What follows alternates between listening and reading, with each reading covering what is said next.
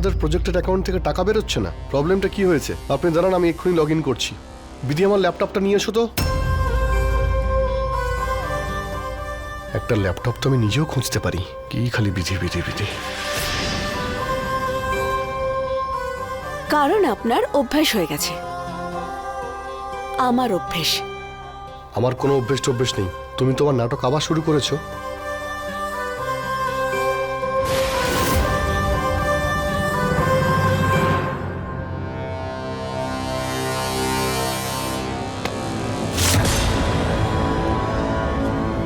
এ আবার কি নাটক? ল্যাপটপটা দাও আমাকে। বিধির ল্যাপটপটা আমাকে দাও, অফিসের কাজ আছে। অফিস থেকে এক্ষুনি ফোন করেছিল। আমি জানি সাহেব বাবু, 7 দিন পরে আপনার বিয়ে, আপনার তৃতীয় বিয়ে। গণেশ পুজো এক্ষুনি শুরু হয়ে যাবে। আপনি আপনি পোশাক বদলান আর নিচে যান এক্ষুনি।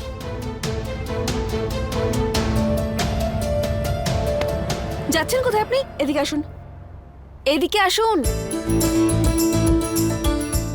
এই পোশাক পরে যাবেন আপনি? নিচে পুজো হবে না? পোশাক বদলান আর তারপর যান। আচ্ছা, এবার তুমি ডিসাইড করবে যে আমি কোনটা পরবো আর কোনটা পরবো না, তাই না? সাহেব বাবু, আমি এখনো পর্যন্ত আপনার স্ত্রী। যদি আপনি এই পোশাক পরে নিচে যান তাহলে লোকজন কি বলবে? যে দেখো কেমন বউ, বরকে এরকম পোশাকে নিচে পাঠিয়ে দিয়েছে। তাই আপনি পোশাকটা বদলান, আমাদের দুজনেরই সম্মান বাঁচবে। দেখো, সম্মানের কথা তুমি না বললে সেটাই খুব ভালো হবে। তোমাকে এইসব মানায় না, বুঝেছো?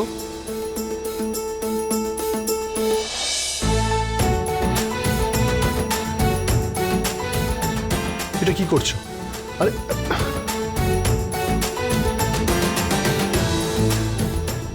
চলুন, আসুন, এদিকে আসুন। আরে এটা খোলো আমার হাত থেকে। খুলে দেব, 7 দিনেরই তো ব্যাপার। দেখো, আগে আমার হাতটা খোলো, তারপর যা করার করো। হাতটা খোলো। খুলে দেব আমি, আগে আপনার পোশাকটা খুঁজি।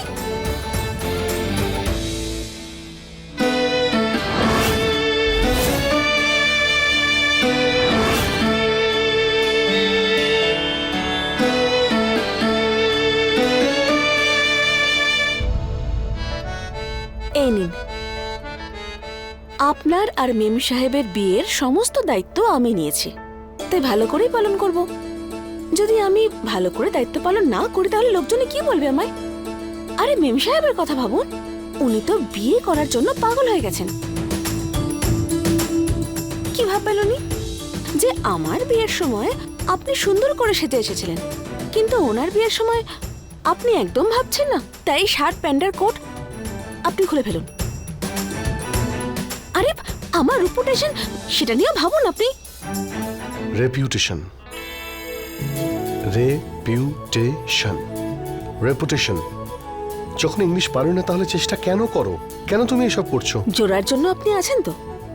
এখন আপনি আমাকে এই ইংরেজির জ্ঞান দেবেন না তো। চলুন, পুজো শুরু হতে চলেছে। আমার তো মনে হচ্ছে আমার থেকে অনেক বেশি তাড়া তোমার। তোমার মাথায় কি চলছে? না না, তুমি আমাকে বলো যে তুমি ঠিক কি করতে চাইছো। যে স্বামীকে পাওয়ার জন্য তুমি এত কিছু করছিলে, তাকে বিয়ে দেওয়ার জন্য তুমি এত তাড়াহুড়ো করছো। মানে সব ব্যবস্থা তুমিই করছো। তোমার মাথায় কি চলছে আমাকে বলবে তুমি?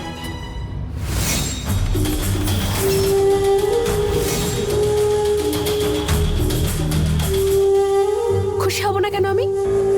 আপনার খুশিতেই আমার খুশি। কত অপেক্ষা করেছেন না আপনি এই দিনটার জন্য। আমি মেম সাহেবের বিরুদ্ধে আছি ঠিকই, কিন্তু ভালোবাসার বিরুদ্ধে নই আমি। আমি জানি যে ভালোবাসা শুধু কপাল করেই পাওয়া যায়। ভালোবাসাকে চিনে তাকে পাওয়া, সেটাই তো আসল জয়। যাই হোক, এইসব ছাড়ুন, আপনি কি তৈরি হয়ে নিন। দেখো, তুমি আমাকে অর্ডার দিতে পারবে না। আমি যখন বলেছি আমি কুর্তার পায়জামা পরবো না, তার মানে পরবো না। তুমি হাত খোলো আমার। আর কি হ্যাঙ্গারটা ঝুলিয়ে রেখেছো? খোলো এটা, বের করো। আমি ভালো করে সব শুনতে পাই আর ভালো করে দেখতেও পারি, কিন্তু মনে হচ্ছে যেন আপনি কিছু বুঝতে পারছেন না। সাহেব বাবু, যদি আমার আদেশ করা আপনার এতই অপছন্দ হয়, তাহলে আমার পেছনে কেন আসলেন আপনি যখন আপনার হাতে আমি এটা বাঁধলাম? দেখুন,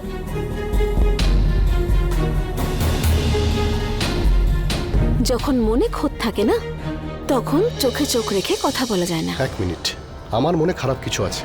আচ্ছা, আমার মনে খারাপ কিছু কেন থাকবে? আচ্ছা, তাহলে আপনি এসবের থেকে পালাচ্ছেন কেন? আপনার মুখ দেখে তো আমার মনেই হচ্ছে না যে আপনি খুশি। দেখুন, আপনি যদি আপনার মত বদল করেন তাহলে আমাকে জানিয়ে দিন। অকারণে আমি এই সমস্ত আয়োজন করছি।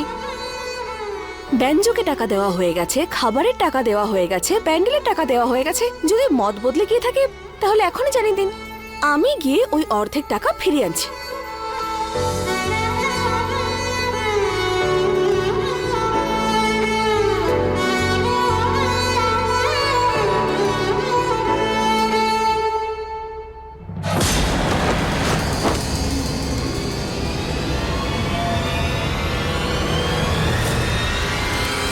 দেখো, আমার মনে খারাপ কিছুই চলছে না। তোমার মনে যে খারাপ কিছু চলছে সেটা আমি দেখতেও পাচ্ছি আর বুঝতেও পারছি। কি করছো কি তুমি?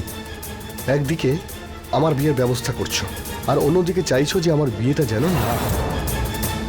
কি করতে চাইছো তুমি আর কেন করছো এইসব? টাকার জন্যে, গয়নার জন্যে, নাকি আরামে জীবন পাওয়ার জন্যে?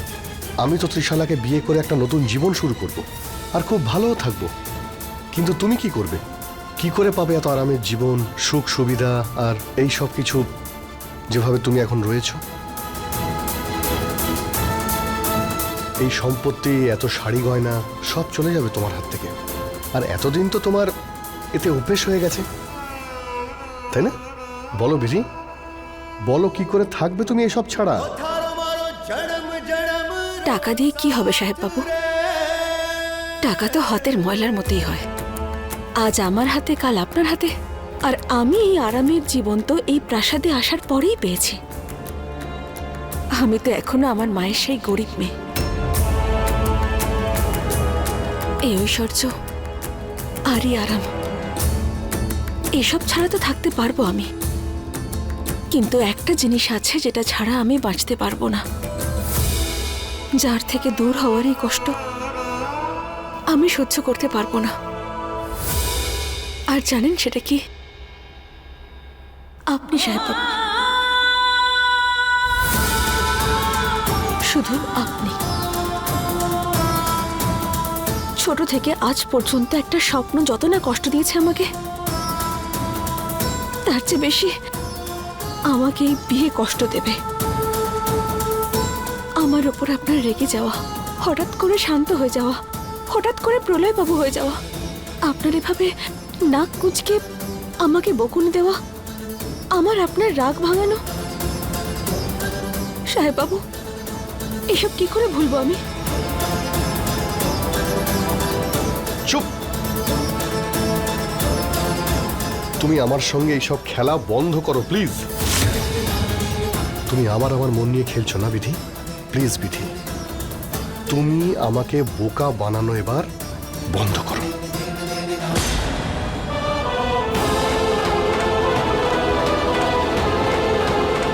সাহেব বাবু, আপনার সঙ্গে আমি কোনো খেলা খেলছি না। খেলা তো আমার সঙ্গে খেলা হচ্ছে। আমি তো শুধু আমার মনের কথা আপনাকে জানাচ্ছি। আপনার মনে হয় যে আমি আপনার কখনো ক্ষতি করতে পারি? কখনোই নয়। আপনার ক্ষতি কখনোই করতে পারি না আমি। আপনার জন্য আমি রক্ষা কবচ নিয়ে এসেছি, যেটা আপনাকে সব বিপদ, সব সমস্যা থেকে রক্ষা করবে।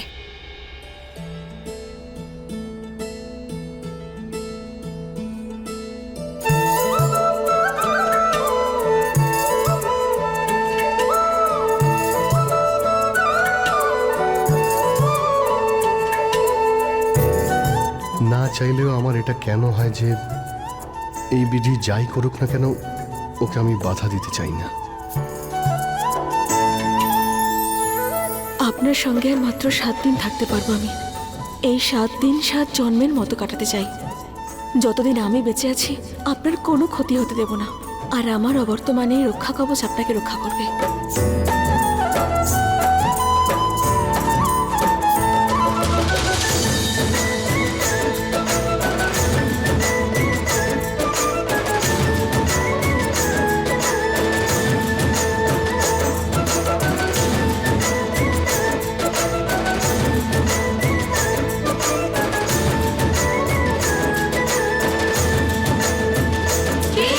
हमारे जन्मों पुरानी से लिखी अपनी कहानी प्रीत हमारी जन्मों पुरानी फिर से लिखेंगे अपनी कहानी नफरत की आंधी में भी चाहत रहेगी जिंदा